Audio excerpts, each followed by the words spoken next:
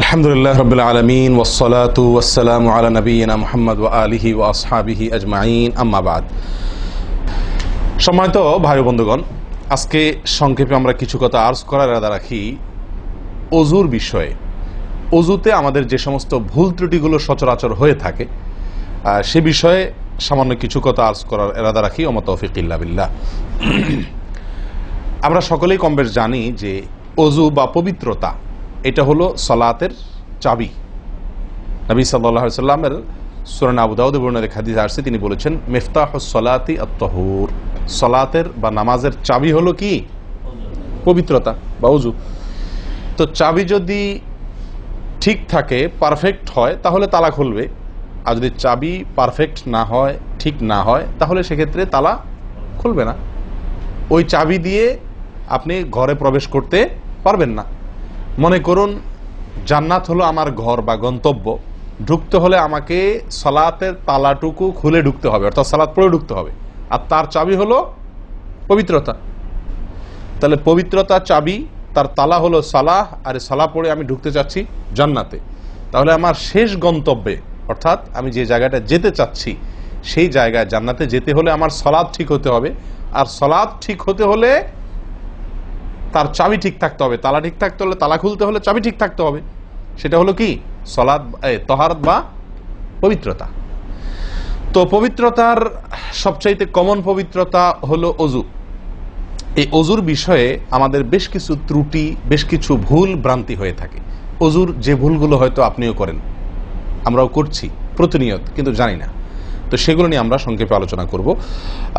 নবী সাল্লাল্লাহু আলাইহি ওয়াসাল্লাম বুখারী মুসলিমের হাদিসে আসছে, তিনি বলেছেন লা তুকবালু সালাতুন বিগাইরি তাহুরিন, পবিত্রতা ছাড়া কোনো সালাত কবুল হবে না। কোনো সালাত আল্লাহর কাছে অ্যাকসেপ্টেড, গ্রহণযোগ্য হবে না কি ছাড়া? তাহারাত ছাড়া, ওযু ছাড়া।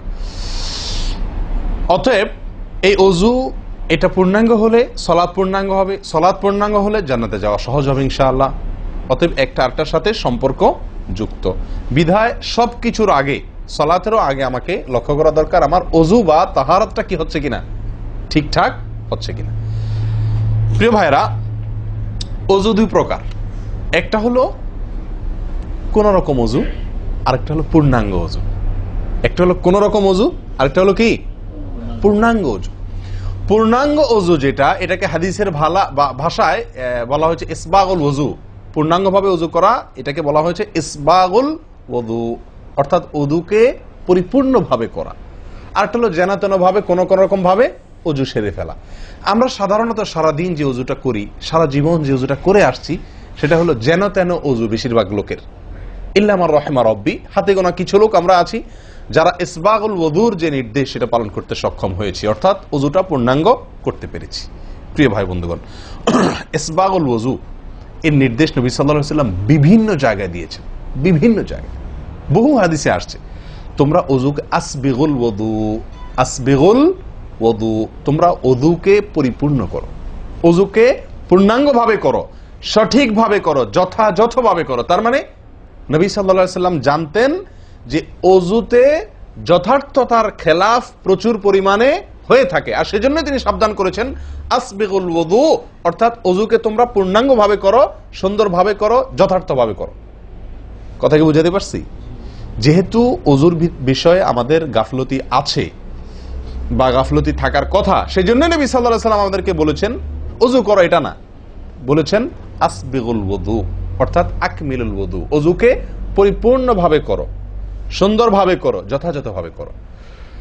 ওযুর যে ফজিলত, ওযুর যে ফজিলত মুসলিম বর্ণিত হাদিসে আসছে, নবী সাল্লাল্লাহু আলাইহি ওয়াসাল্লাম বলেছেন যে ব্যক্তি পরিপূর্ণভাবে ওযু করবে, পরিপূর্ণভাবে ওযু করবে, ভালোভাবে ওযু করবে, এবং ওযুর শেষে কালিমাতুশ শাহাদা যেটা আছে, আশহাদু আল্লা ইলাহা ইল্লাল্লাহু ওয়াহদাহু লা শারীকা লাহু ওয়া আশহাদু আন্না মুহাম্মাদান আবদুহু ওয়া রাসূলুহু, এই কালিমায়ে শাহাদা পাঠ করবে ওযুর শেষে, এই ব্যক্তির জন্য আল্লাহ সুবহানাহু ওয়া তাআলা জান্নাতের সমস্ত দুয়ার খুলে দিবেন।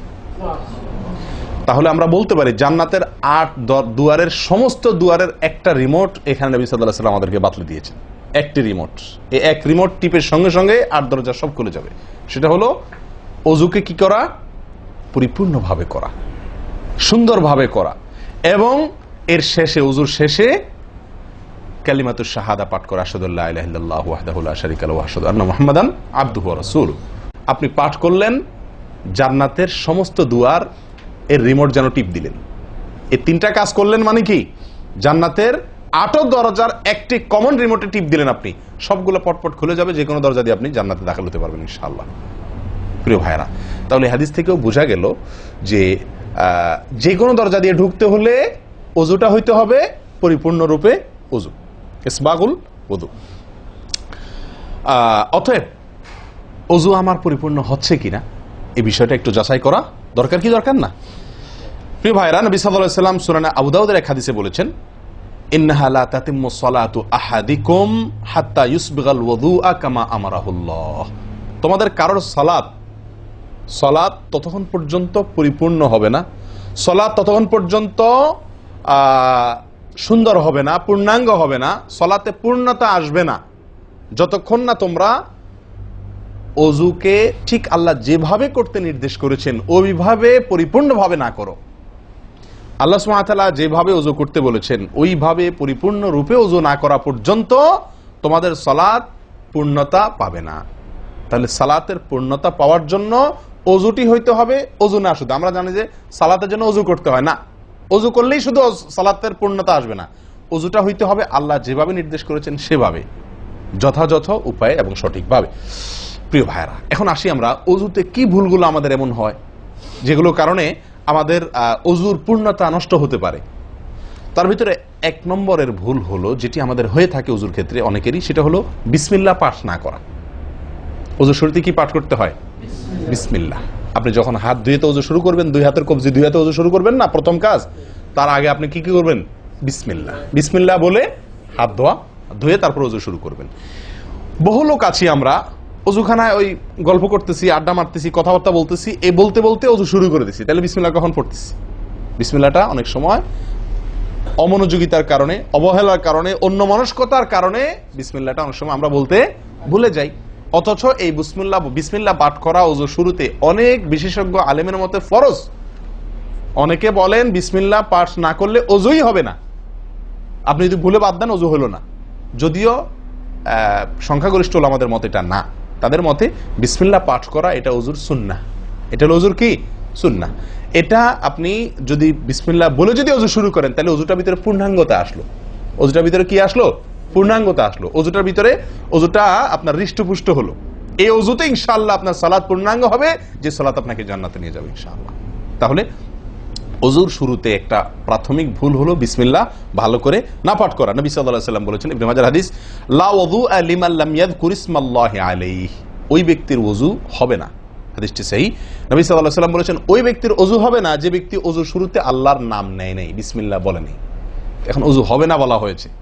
এই হবে না বলতে হাদিস বিশেষজ্ঞ উলামা ইকরাম এবং ফুকাহা ইকরাম বলেন, এখানে হবে না বলতে ওযুর ওই প্রাণ হলো না, ওযু পূর্ণাঙ্গ হলো না, ওযুটা যেভাবে হওয়া দরকার ছিল সেভাবে হলো না। কোন রকম হয়ে গেল মার্শাল হাল, সালাত আদায় হয়ে গেল, দায়িত্ব খালাস হয়ে গেল, কিন্তু এটা যেভাবে আল্লাহ সুবহানাহু ওয়া তাআলা চাচ্ছেন, নবী সাল্লাল্লাহু আলাইহি ওয়াসাল্লাম চাচ্ছেন, যেভাবে ওযুর নির্দেশ আসছে সেভাবে হলো না।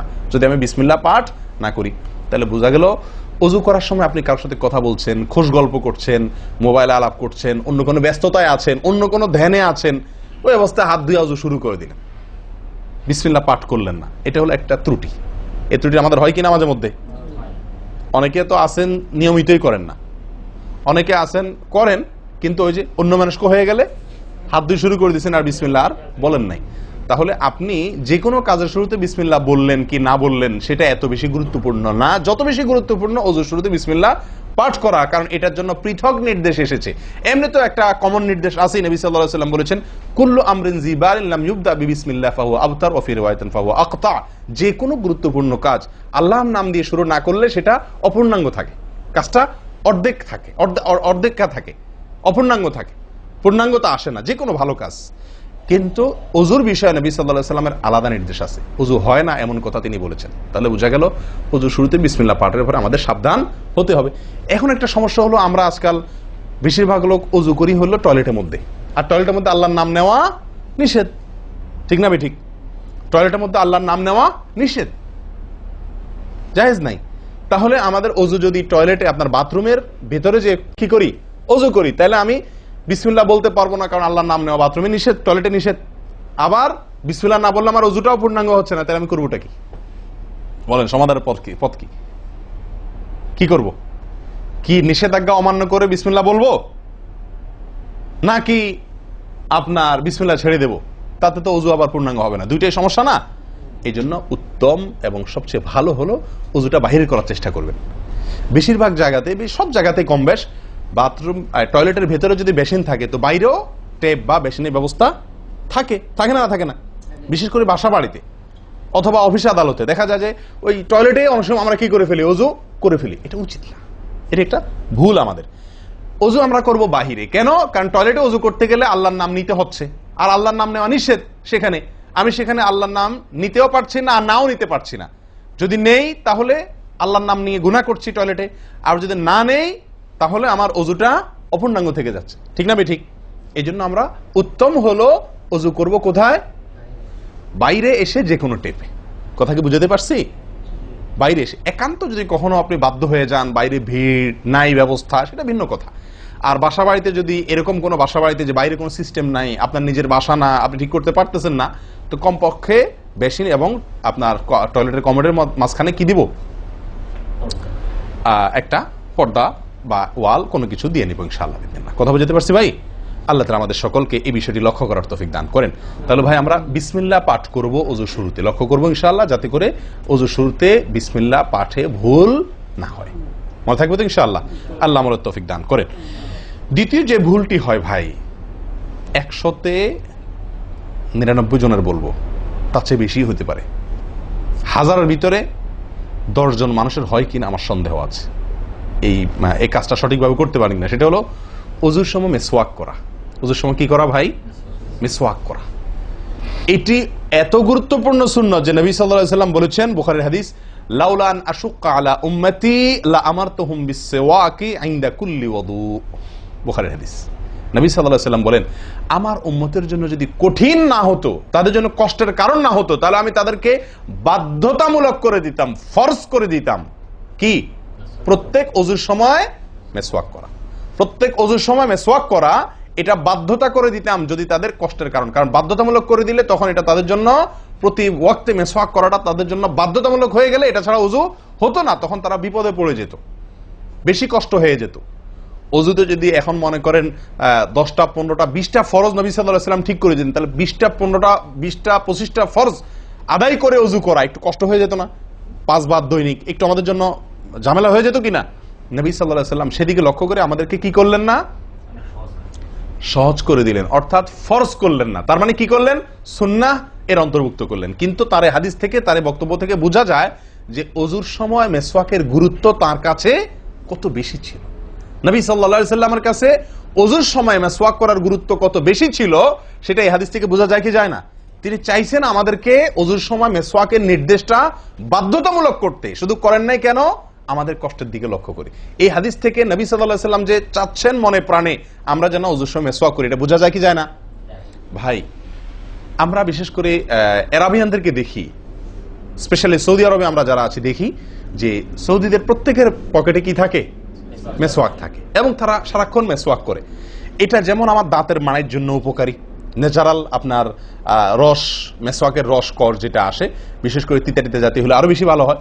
এটা আমাদের দাঁতের জন্য যেমন উপকার হয়, তেমনি ভাবে দাঁতকে পরিষ্কার রাখে, দবদবা রাখে, দুর্গন্ধ দূর করে, অনেক দুনিয়াবী উপকারিতা আছে।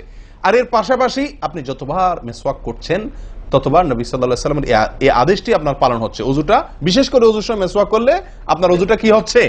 যেই ওযুতে তালা খুলবে সুন্দরভাবে এবং আপনি জান্নাত পর্যন্ত যেতে পারবেন, সে ওযু হবে যদি আপনি তাতে কি করতে পারেন? ওযুর মধ্যে সময় মিসওয়াক করতে পারেন। ভাই কার কার পকেটে মিসওয়াক আছে? আছে সাথে কারো? তো আপনারা আসার সময় আসছেন যে ওযু করেন নাই? কি বলেন? মিসওয়াক আছে কার কার? আলহামদুলিল্লাহ, একজন পাওয়া গেল। আর ভাই ওযুর সময় মিসওয়াক এটি আমরা ছেড়ে দিয়েছি।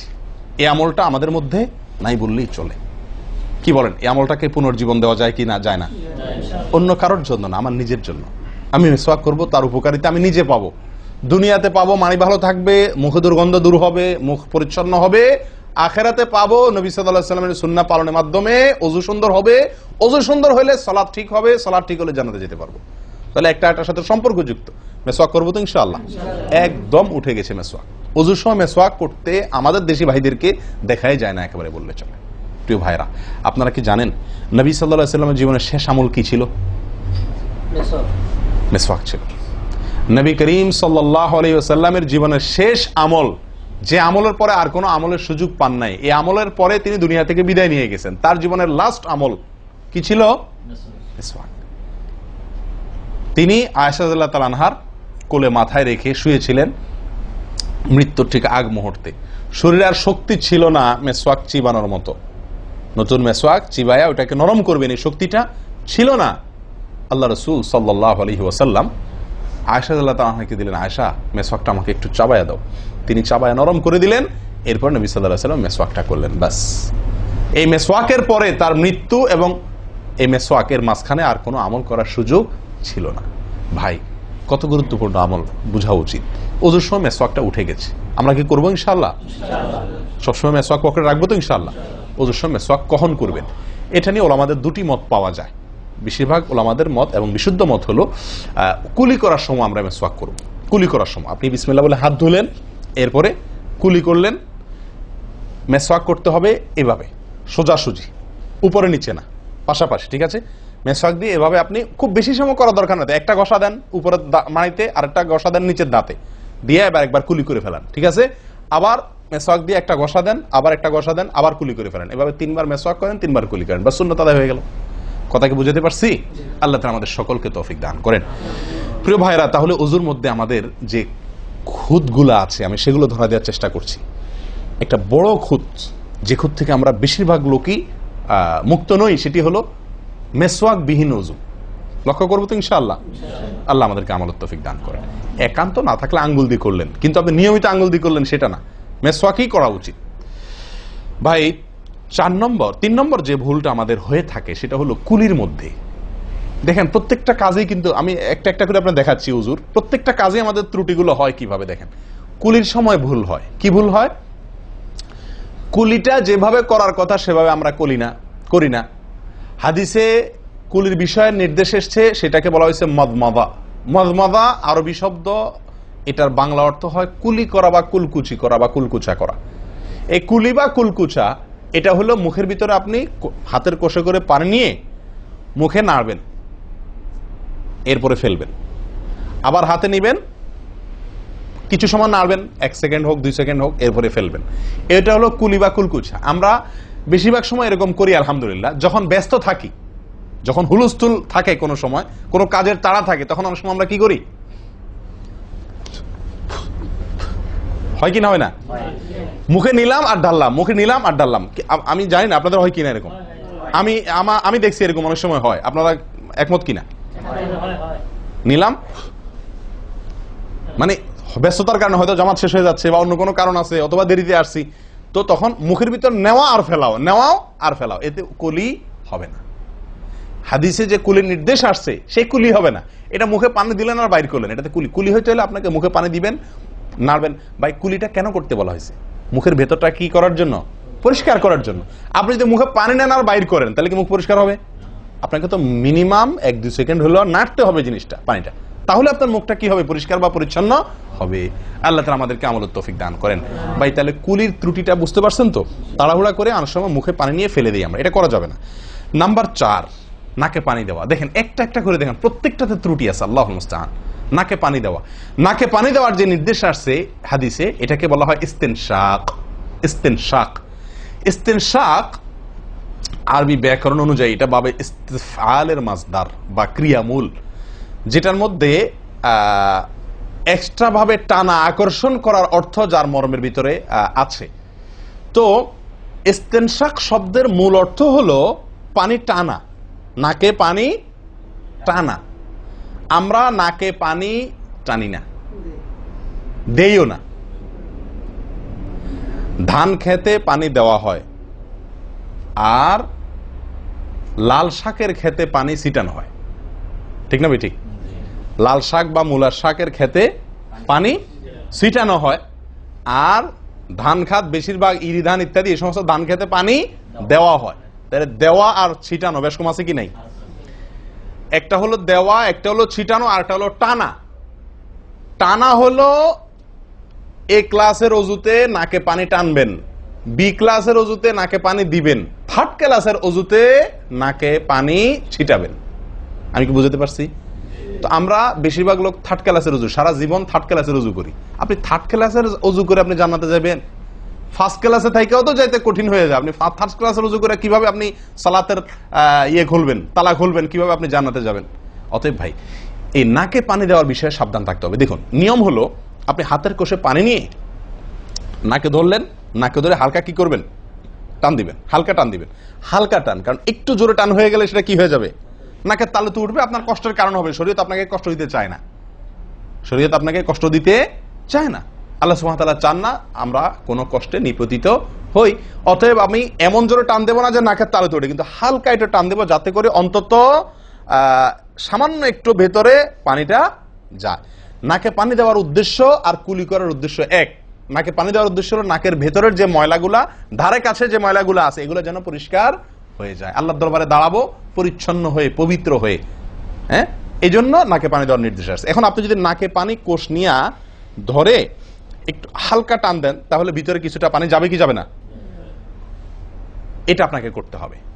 নাম্বার 2, এটা যদি আপনি করতে কষ্ট হয়, টান দিলে, আপনি আস্তে টান দিলেও উপরে উঠে যায়, তো দরকার নেই। তাহলে আপনি কি করেন? নাকে পানি দেন। নাকে পানি কিভাবে দিবেন? নাকটাকে অন্তত পানির মধ্যে কি করে রাখেন? চুবাই রাখেন, 1 সেকেন্ড চুবাই রাখেন, কিছু দূর পানি যাবে কিনা। আমি কি বুঝতে পারছি? আমরা অনেকে বিশেষ করে আমি দেখছি ওযু করার সময় নাকে পানি ছিটান। কিভাবে পানি ছিটান? ওই যে কষে করে পানি নিয়ে, লক্ষ্য করছেন আপনারা? এভাবে নিয়ে এরকম মারে পানিটা, এরকম মারলে সেটা কি হলো? ছিটানো হলো। হাদিসে যে ইস্তেনশাকের কথা বলা হয়েছে সেটা হলো না। আপনি সারা জীবন ওযু করলেন, অথচ আপনার কখনো নাকে পানি দেওয়ার সুন্নাহটি আদায় হলো না। সারা জীবন, আজীবন আপনার ওযুটি হয়ে গেল সুন্নাহ ছাড়া। আমি কি বুঝতে পারছি? অতি প্রিয় ভাই বন্ধুগণ, এই বিষয়টা খুব লক্ষ্য রাখতে হবে যে নাকে পানি দেওয়ার ক্ষেত্রে আমাদের ত্রুটি হয়, পানিটা ভেতরে যায় না। অনেক সময় আমরা ছিটা দেই, বা অনেক সময় দিলেও কোন রকম দিয়েই ছেড়ে দিই। দিয়ে ছেড়ে দিলে তো হবে না, আপনার ভেতরে অন্তত যতদূর সম্ভব ততদূর পানিটা, এই নরম অংশটা তত নিতে হবে, আপনি উপরে উঠানোর দরকার নেই। আমি কি বুঝতে পারছি? এটা একটা ত্রুটি হয় ওযুর ক্ষেত্রে। দেখুন ওযুটা পূর্ণাঙ্গভাবে কি হচ্ছে না, কত ভাবে দেখেন। প্রিয় ভাইরা, এটা গেল একটা ভুল ইস্তেনশাকের বিষয়। এই বিষয়ে নবী সাল্লাল্লাহু আলাইহি ওয়াসাল্লাম একটা আলাদা নির্দেশ আছে দেখেন, যাতে আমরা নাকে পানি দেওয়াটা ভালোভাবে করি। উনি হয়তো জানতেন বা দেখছেন যে মানুষ নাকে পানি দেওয়াতে গাফলতি করে, ত্রুটি করে, ওই যে ছিটাছিটির কাজ করে। তিনি বলেছেন, সহিহ বুখারীর হাদিস, না আফওয়ান আবু দাউদের হাদিস, নবী সাল্লাল্লাহু আলাইহি ওয়াসাল্লাম বলেছেন, আসবিগিল ওযুআ, ওই একই কথা, তোমরা ওযুকে পরিপূর্ণভাবে করো। ওয়াখাল্লিল আসাবি' ওয়া বালিগ ফিল ইস্তিনশাক ইল্লা আন তাকুনা সাইমান। নাকে পানি দেওয়ার সময় খুব ভালোভাবে নাকে পানি দিবা তোমরা। যদি তুমি রোজাদার হও তাহলে ভিন্ন কথা, তাহলে খুব বেশি ভালো করে নাকে পানি দিতে যেও না, কারণ তখন পানি উপরের দিকে উঠে গলা হয়ে তোমার পেটে যেতে পারে, রোজা ভঙ্গ হতে পারে। আমি কি বুঝতে পারছি? তাহলে আপনি নাকে পানি দিবেন, কিন্তু আপনি কি করবেন না, রোজাদার হলে তখন শুধুমাত্র ভালোভাবে নাকে পানি দিতে পারবেন না। আর এছাড়া অন্য সময় কি করবেন? নাকে পানি দেওয়ার ক্ষেত্রে ভালোভাবে দিতে বলা হয়েছে। ভালোভাবে দেওয়ার মানে কি? ছিটাইলে হবে? কোন রকম দিলে হবে? টান দিবেন, না পারলে অন্তত যতটুকু সম্ভব নাক চুবায়া আপনি ভেতরে পানিটা কিছু দূর হলেও নেওয়ার চেষ্টা করবেন। লক্ষ্য রাখবেন তো ইনশাআল্লাহ। আল্লাহ আমাদেরকে সকলকে আমলের তৌফিক দান করেন। প্রিয় ভাইরা, তাহলে নবী সাল্লাল্লাহু আলাইহি ওয়াসাল্লামের নির্দেশ আছে আলাদা, যে তোমরা নাকে পানি দেওয়ার ব্যাপারে কি করবে? ভালোভাবে নাকে পানি দিবে। আল্লাহ আমাদেরকে আমলের তৌফিক দান করেন। আরেকটি ভুল ভাই, নাকে পানি দেওয়া একটা আমল, নাক ঝাড়া আরেকটা আমল। নাকে পানি দেওয়া এটা একটা নির্দেশ, আর নাক ঝাড়া আরেকটা নির্দেশ। আমি কি বুঝতে পারছি? কুলি করা একটা আমল, হাত ধোয়া একটা আমল, হাতের কবজি পর্যন্ত 2 হাতের বিসমিল্লাহ বলা, তারপর তো এটা আছেই। এরপরে মেসওয়াক করা একটা আমল, কুলি করা আরেকটা সুন্নাহ, কুলির পরে নাকে পানি দেওয়া বা নাক দিয়া পানি টানা আরেকটা আমল, এরপরে নাক ঝাড়া আরেকটা আমল। আমি কি বুঝতে পারছি? নাক ঝাড়া এটাকে বলা হয় হাদিসের ভাষা ইস্তিনসার। ইস্তিনসার, ঝাড়া। এই নাক ঝাড়ার ক্ষেত্রে বিরাট ভুল হয় ভাই। ভুল, সবচেয়ে বড় ভুল তো এটা যে নাক ঝাড়াটা অনেকে ঝাড়েই না, ওই যে ছিটায় দেয় বস শেষ। নাক যে আলাদা ঝাড়তে হয় এটা অনেকে জানেনই না, করেনই না এটা। আবার অনেকে করেন তো মাঝে মধ্যে করেন, কিন্তু নাক ঝাড়াটা করা উচিত। যতবার নাক দিয়ে টান দিলেন না, এরপরে হালকা আঙ্গুল দিয়ে চাপ দিয়ে আপনি ওইটাকে প্রেসার দিয়ে নাকটা পরিষ্কার করবেন। কথা কি বুঝাতে পারছি? আবার নাকে পানি দিলেন, আবার পরিষ্কার করলেন, আবার নাকে পানি দিলেন, আবার পরিষ্কার করবেন।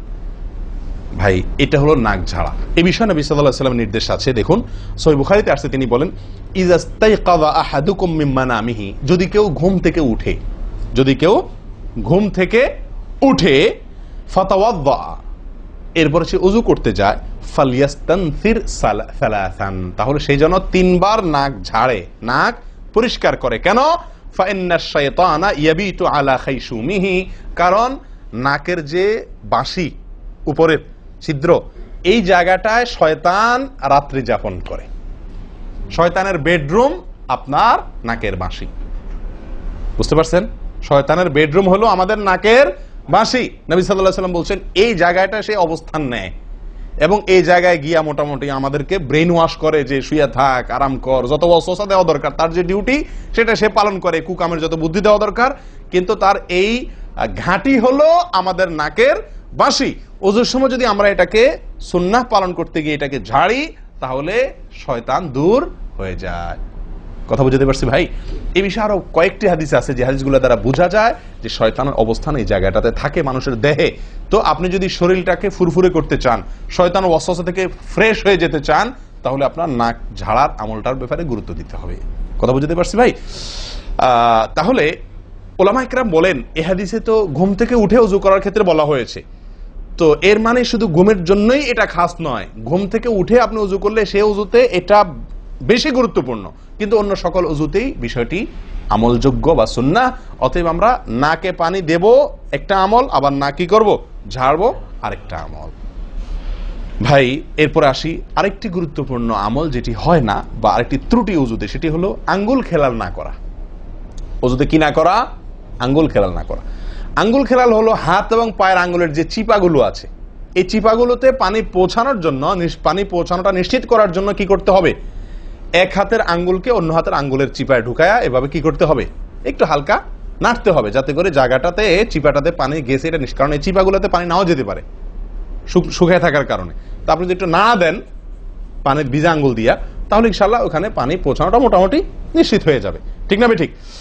তাহলে এই জিনিসটা অনেক সময় আমরা করি না, অথচ নবী সাল্লাল্লাহু আলাইহি ওয়াসাল্লামের নির্দেশ আছে আলাদা। তিনি বলেছেন, আবু দাউদের হাদিস, আসবিগিল ওযুআ ওয়া খাল্লিল বাইনাল আসাবি', ওযুকে পরিপূর্ণভাবে করো। আর ওযুকে পরিপূর্ণভাবে করার একটি অন্যতম কাজ হলো আপনার আঙ্গুলের মাঝে কি করা? খেলাল করা। তিনি বলেছেন তোমরা আঙ্গুলের মাঝে খেলাল করবে, এক আঙ্গুলকে অন্য আঙ্গুলের মাঝে প্রবেশ করে পরিষ্কার করবে। এটা হলো হাতের আঙ্গুল। পায়ের আঙ্গুল কিভাবে করবেন? পায়ের আঙ্গুল তো আর এক আঙ্গুল অন্য পায়ের আঙ্গুল ঢুকাতে পারবেন না, সেটা করবেন হলো অন্য হাদিসে আসছে, এই যে কোন আঙ্গুল আছে না, কোন আঙ্গুল দিয়া সব চিপাগুলোতে কি করবেন? ঘষা দিবেন। কোন আঙ্গুল দিয়া আপনার সব পায়ের আঙ্গুল চিপাগুলোতে ঘষা দিবেন।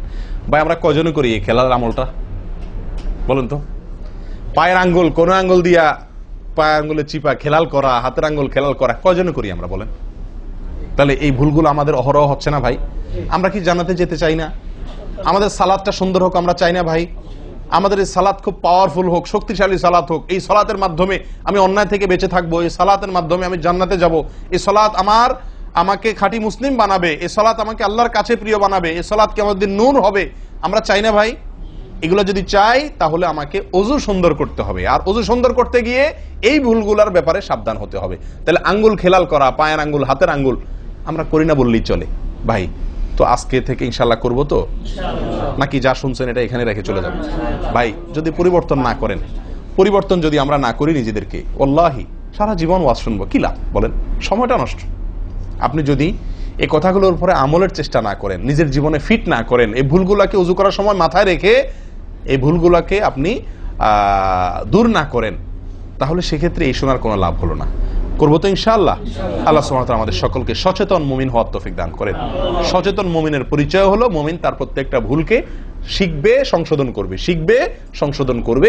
এভাবে করতে করতে করতে সে মুমিন হিসাবে কোয়ালিটিফুল আফার ক্লাসের মুমিন হতে পারবে, আল্লাহর কাছে প্রিয় পাত্র হতে পারবে। চেষ্টা করবো তো ইনশাআল্লাহ। আল্লাহ আমাদের সকলকে তৌফিক দান করেন। প্রিয় ভাইয়ারা, ওযুর ক্ষেত্রে আরেকটি ভুল এই যতগুলো ভুল বললাম এর ভিতরে বড় দুটি ভুল বলে ওজুর ভুলকে আমরা শেষের দিকে চলে আসছি। একটি বড় ভুল হলো শুকনা থেকে যাওয়া। কোনো জায়গা যদি আপনার অবহেলার কারণে শুকনা থেকে যায়, ওজুর অঙ্গগুলো যেগুলো ধুইতে হবে, তার কোনো অঙ্গ যদি শুকনা থেকে যায়, ওজু হবে? ওজু হবে না। এক ব্যক্তি ওজু করে আসছেন, নবী সাল্লাল্লাহু আলাইহি ওয়াসাল্লাম দেখেছেন তার ওজুর কোনো জায়গা শুকনা আছে, তিনি বললেন যাও আবার ওজু করো, তোমার ওজু হয় নাই। তিনি তাকে পুনরায় ওজু করাইছেন। কেন? তার ওজু সঠিকভাবে হয় না, শুকনা রয়ে গেছে। অনেক সময় দেখা যায় আমাদের অনেক ভাই ওজু করেন, ওজু করলে বেশ কিছু জায়গা, বিশেষ করে যে কনুই জায়গাটা, এই জায়গাটা দেখা যায় শুকনা থাকে।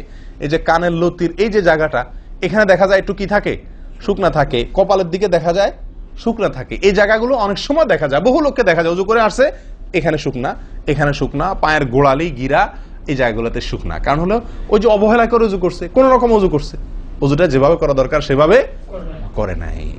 ভাই এই জিনিসটা আপনার লক্ষ্য করা দরকার কি দরকার না? ওজুই হবে না। এই যে ভুলগুলো বললাম এগুলা হলে আপনার ওজু হয়ে যাবে, কাগজে কলমে ওজু হয়ে যাবে। কিন্তু এখনকার যে ভুলটা বললাম, যদি শুকনা না থাইকা যা আল্লাহ মাফ করেন, তাহলে কাগজে কলমে ওজু হবে না, কাগজে কলমেও কি হবে না, ওজু হবে না। এত জঘন্য। সাবধান থাকার দরকার কি দরকার না? আল্লাহ তাআলা আমাদেরকে সাবধান হওয়ার তৌফিক দান করেন। ভাই আরেকটি বড় ভুল, এটাও বিশাল বড় ভুল, সেটা হলো পানি অপচয় করা। পানি অপচয় করা, আল্লাহ মাফ করেন, এটা থেকে মুক্ত আমরা কেউই না বোধ হয় এই যুগে। পানি অপচয় ওজুর সময়। ভাই আমাদের ওজুতে কত পানি লাগে?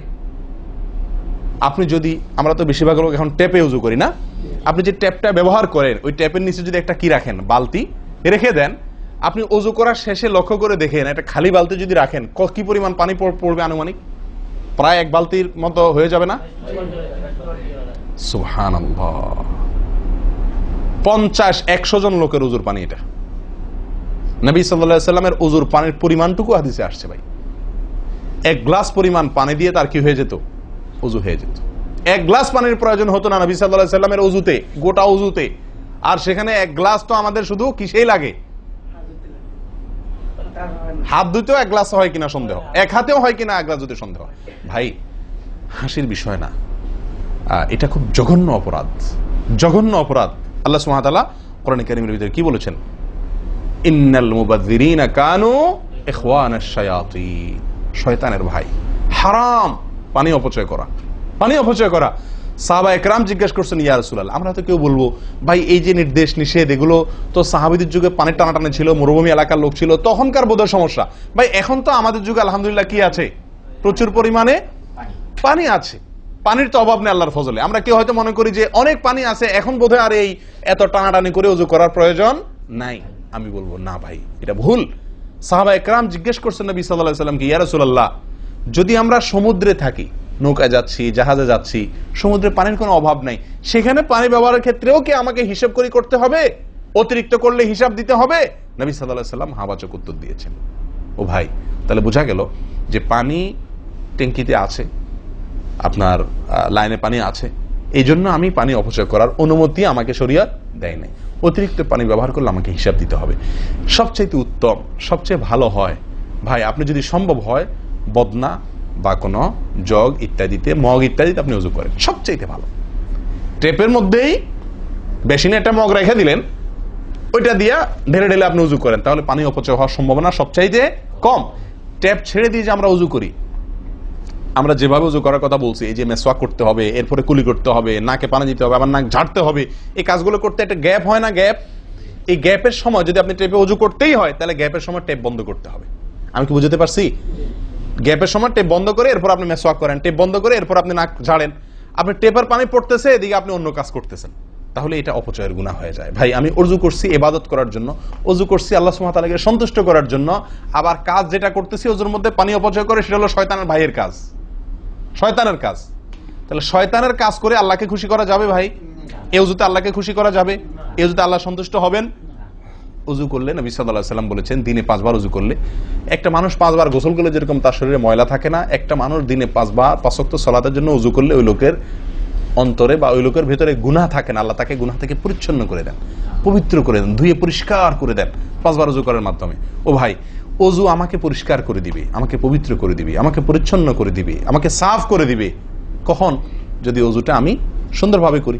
আমার অজুতে যদি এত বড় ভুল হয় যে পানি অপচয় করে আমি হারামে লিপ্ত হই, গুনাহে লিপ্ত হই, তাহলে আমার সে অজু আমাকে পরিচ্ছন্ন করবে না, পবিত্র করবে না, সুন্দর করবে না, আল্লাহকে সন্তুষ্ট করা যাবে না। প্রিয় ভাইরা, আমি আবারও বলছি, এই ভুল থেকে আমরা কেউ মুক্ত নই। আল্লাহ মাফ করুক, ইল্লা মার রাহিমা রব্বি, হাতে গোনা দুই একজন ছাড়া আমরা কেউ মুক্ত নই ভাই। উজু করার সময় পানি অপচয়, আজকে টেপের যে কালচার, এই টেপ ছেড়ে আমাদের উজু করা, এটা জঘন্য একটি ভুল। যদি টেপটা আমি ছেড়ে রাখি, হ্যাঁ আপনি উজু করছেন, বন্ধ করে নিচ্ছেন, আবার দরকার হচ্ছে চালাচ্ছেন, এটা হলে ঠিক আছে। আপনি যদি এটা করতে যান পাবলিক অজুখানাতে, হয়তো পিছন থেকে কেউ আপনাকে তাড়া মারবে, আরে ভাই তাড়াতাড়ি করেন, দেরি করতেছেন, মারুক ভাই তাড়া, সে তাড়া মারুক, কিন্তু আপনার উজুটা কি করতে হবে? আপনাকে কোয়ালিটিফুল উজু করতে হবে। আল্লাহ তাআলা আমাদেরকে সেই উজু করার তৌফিক দান করেন। উজুর ক্ষেত্রে আরেকটা ভুল হলো ভাই, চাপাচাপি করে উজু করা, উজু ধরে রাখা, চাপাচাপি করে উজু ধরে রাখা, এই ভুলটা প্রচুর পরিমাণ হয়, বিশেষ করে শীতের দিনে। গরমের দিনে আলহামদুলিল্লাহ ওয়াজ করার দরকার হয় না, মনে না মানে উজু দরকার না হলে উজু করি আমরা, ঠিক আছে না, বিশেষ করে এই মরুভূমি এলাকাতে, গরমের জায়গাতে। কিন্তু শীতের দিন আসলে সুবহানাল্লাহ, আসরের উজুতে চেষ্টা করি টেনে টুনে আসা পর্যন্ত নিয়ে যাওয়ার জন্য, ঠিক না ঠিক? একটা চেষ্টা থাকে যে আসরের উজুতে মাগরিব গেছে, যেহেতু পেশাবের বেগ আছে, বায়ুর বেগ আছে, বাথরুমের বেগ আছে, তো একটু চাইপা চুপা যদি ধরে রাখতে পারি, এসাটা হয়ে গেলে এসা বড় তারা উজু করা লাগলো না, খালাস, উজু করাতে বেঁচে গেলাম ঠান্ডার দিনে, ঠিক না ঠিক? এই অলসতাটা আমরা অনেকে করি কি করি না, এটা উচিত না। উজুর ক্ষেত্রে এটা একটা বড় ভুল। প্রথম কথা হলো, আপনি যদি পেশাবের বেগ থাকে, বায়ুর বেগ থাকে, আপনি সালাতে দাঁড়ালে সালাতে মনোযোগ সেভাবে হবে না। সালাতে যেরকম মনোযোগ দরকার, আল্লাহর সঙ্গে আপনার যেটা মানে বান্দার সঙ্গে গোলামের যে একটা বিনয় প্রকাশের ব্যাপার আছে, সেটা হবে না যদি আপনার কি থাকে, অজুর মধ্যে ওই প্রেসার থাকে, পেশাব বা পায়খানার বেগ থাকে। ভাই মানুষ যে কোনো কাজেই, ভালো কাজ মনোযোগ দিয়ে করতে হলে পেশাব পায়খানার বেগ থাকলে করা যায়? তাহলে আপনার সালাতের ভিতরে খুশু খুশু কিভাবে আসবে? আপনার সালাত, যে সালাত আপনাকে সফলতা এনে দিবে, যে সালাত আপনাকে জান্নাত পর্যন্ত নিয়ে যাবে, সেই সালাতের জন্য তো খুশু খুশু দরকার, আপনার মনোযোগ দরকার, আপনার স্থিরতা দরকার। স্থিরতা তো আসবে না যদি আপনার মন থাকে টয়লেটে, আপনি আছেন মসজিদে, দেহ আছে মসজিদে, মনটা আছে টয়লেটে, তাহলে তো সালাত পূর্ণাঙ্গ হবে না। এই জন্য ভাই চাপা চাপি করে অজু ধরে রাখা, এটা অজুর ক্ষেত্রে আরেকটা বড় ভুল, এটা করা যাবে না। যারা চাপাচাপি করে অজু ধরে না রেখে অজু ছুটতেছে, ছেড়ে দেয়, এরপরে যা উজু করে আসে, এদের জন্য বিশাল বড় পুরস্কার আছে, বিশাল বড় পুরস্কার, একটি নয়, তিনটি পুরস্কার। নবী সাল্লাল্লাহু আলাইহি ওয়াসাল্লাম বলছেন, মুসলিমের হাদিস, আলা আদুল্লুকুম মা ইয়ামহুল্লাহু বিহিল খাতায়া ওয়া ইয়ারফাউ বিহিদ দারাজাত। নবী সাল্লাল্লাহু আলাইহি ওয়াসাল্লাম বলেন যে, আমি কি তোমাদেরকে বলে দিব না যে কোন আমলটি মানুষকে তার ভুল ত্রুটিগুলো আল্লাহ তাআলা মাফ করে দেন এবং আল্লাহর কাছে তার মর্যাদা, গ্রেড বাড়তে থাকে, ইমানদার হিসাবে তার গ্রেড বাড়ে এবং আল্লাহ ভুল ত্রুটি মাফ করেন। কোন আমলের মাধ্যমে? তোমাদের কি বলে দিব না? সাহাবা ইকরাম বললেন, বালা ইয়া রাসূলুল্লাহ, হ্যাঁ ইয়া রাসূলুল্লাহ, আপনি বলে দিন। তখন নবী সাল্লাল্লাহু আলাইহি ওয়াসাল্লাম বললেন, ইসবাগুল wudu'i আলাল মাকারিহ, ইসবাগুল wudu'i আলাল মাকারিহ। প্রথম আমল, অপছন্দ, কষ্ট, ঠান্ডা, শীত, অথবা পানির অভাব, কিনা বুঝু করতে হইতেছে, যে কোনো কষ্টকে উপেক্ষা করে, কষ্টকে সহ্য করে যে ব্যক্তি ওযু করে, ওযু আটকায় রাখে না, এই ব্যক্তি, তাকে আল্লাহ সুবহানাহু ওয়া তাআলা তার গুনাহ যেমন মাফ করবেন, তার মর্যাদাও আল্লাহ তাআলা বৃদ্ধি করে দিবেন। তাহলে বোঝা গেল, সাধারণ ওযু এটার চাইতে আপনি যদি ওযুকে কি করেন,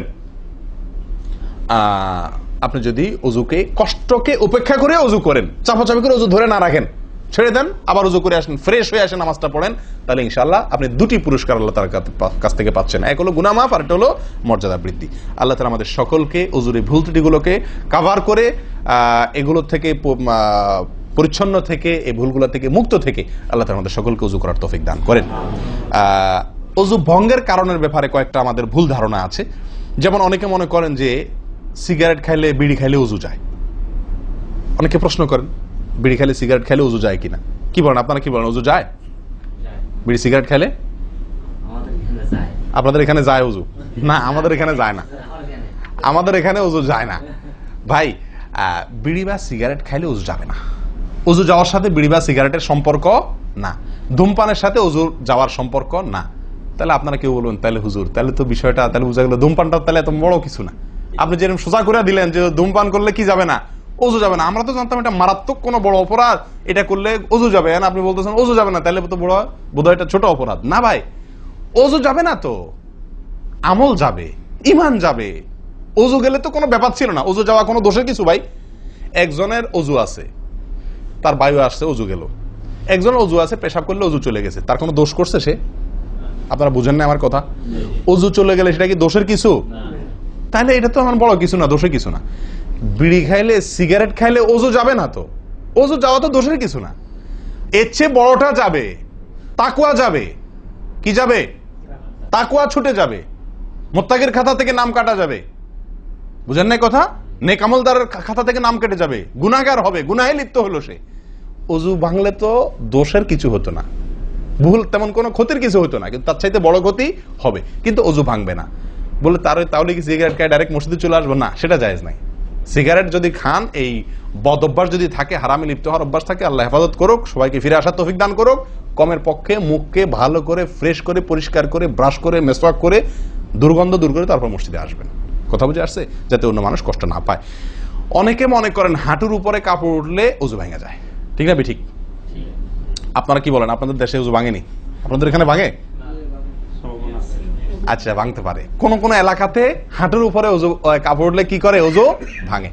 এটা অনেকে বলেন যে ভাই সতর যদি খুলে যায়, হাঁটুর উপরে কথা না, সতর খুলে গেল, কেউ ওযু করার পরে উলঙ্গ হয়ে গেল কাপড় পাল্টাতে গিয়া বা কোনো কারণ, এক কথায় ওযুর পরে যদি সতর খুলে যায় ওযু ভাঙবে না।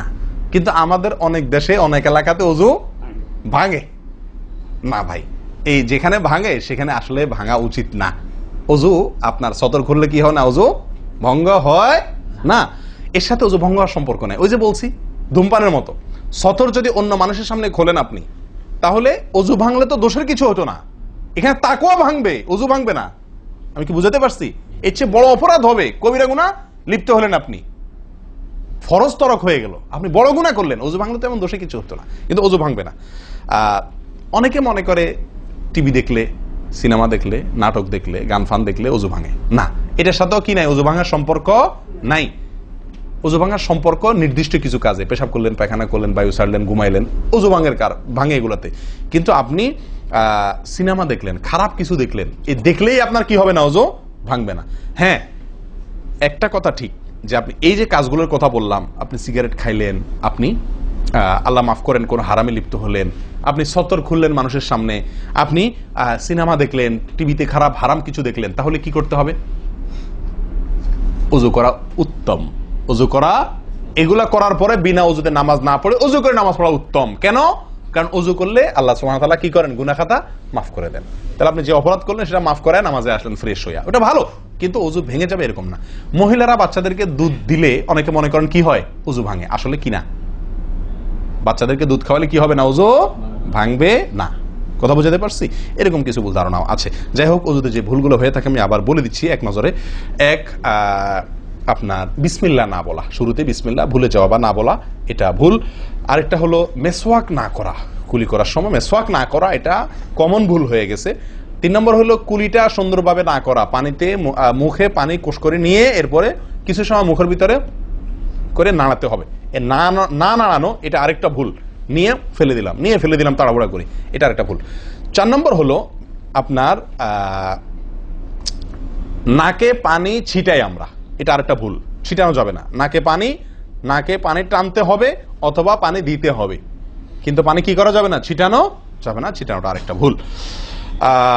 5 নম্বর হলো আপনার নাক ঝাড়া। নাকে পানি দেওয়ার পরে কি করতে হয়? নাক ঝাড়তে হয়। আবার দেখেন ডানে বামে লোকজন দেখে ঝাড়েন, বিশেষ করে উজুখানাতে যদি করেন উল্টাপাল্টা আপনার নাক ঝাড়া, মার খায়েন না। তখন আমার কথা বলেন না, আমার যে মৌলভী সবার ওয়াজ শুনে আমি মার খাইছি। দেখেন নাক ঝাড়ার সময় দেখে শোনা, আশপাশে দেখে নিজের নিয়ন্ত্রণে রেখে নাক ঝাড়বেন, কিন্তু ঝাড়তে হবে। ঝাড়াটা একটা সুন্নাহ আমল, এটি বিলুপ্ত হওয়ার পথে। 6 নম্বর হলো ভাই আঙ্গুল খেলাল করা। কি করা? আঙ্গুল খেলাল করা। এটা উঠে গেছে। পায়ের আঙ্গুল খেলাল করতে হবে, কোন আঙ্গুল দিয়ে হাদিসে আসছে, আর হাতের আঙ্গুল এগুলা দিয়া, কারণ এগুলাতে জাহান্নামের আগুন প্রবেশ করবে যদি এগুলো শুকনা থাকে, সালাত হবে না। এরপর আসি 7 নম্বর ভুল হলো আপনার সালাতের মধ্যে, এই ওযুর মধ্যে কোন অঙ্গ শুকনা থেকে যায়, বিশেষ করে গিরা। নবী সাল্লাল্লাহু আলাইহি ওয়াসাল্লাম বলেছেন ওয়াইলুল লিল আকাব মিনান নার, তোমরা পায়ের গিরা গোড়ালি এগুলোকে জাহান্নামের আগুন থেকে বাঁচাবা, অর্থাৎ এগুলোতে ভালো করে পানি পৌঁছানোর জন্য। কারণ বিশেষ করে শুকনার দিনে, শুকনা যখন হয় শীতের দিনে, তখন এগুলো ফেটে যায়, পানি আপনি ঢাললেই যায় না, একটু হালকা ডললে টললে ভালো করে তারপরে পানিটা জায়গা মতো যায়। এই জন্য ওইগুলোর পরে গোড়ালির পরে বিশেষভাবে লক্ষ্য রাখা দরকার। আর কষ্ট উপেক্ষা করে উজু করার চেষ্টা করা দরকার। আর শেষ যেটা, সেটা হলো পানি অপচয়। কি করা ভাই? পানি অপচয় করা। প্রচুর পরিমাণ পানি আমরা অপচয় করি উজু করার সময়, যেটা আমাদের উজুর সৌন্দর্যকে নষ্ট করে, উজুর গুণগত মানকে নষ্ট করে দেয়। আসুন সুন্দরভাবে উজু করার স্বার্থে এই ভুলগুলা থেকে মুক্ত থাকার চেষ্টা করি। আল্লাহ তাআলা আমাদের সকলকে আমলের তৌফিক দান করেন। ওয়া আখিরু দাওয়ানা আনিল হামদুলিল্লাহি রাব্বিল আলামিন। ওয়াসসালামু আলাইকুম ওয়া রাহমাতুল্লাহি ওয়া বারাকাতুহু।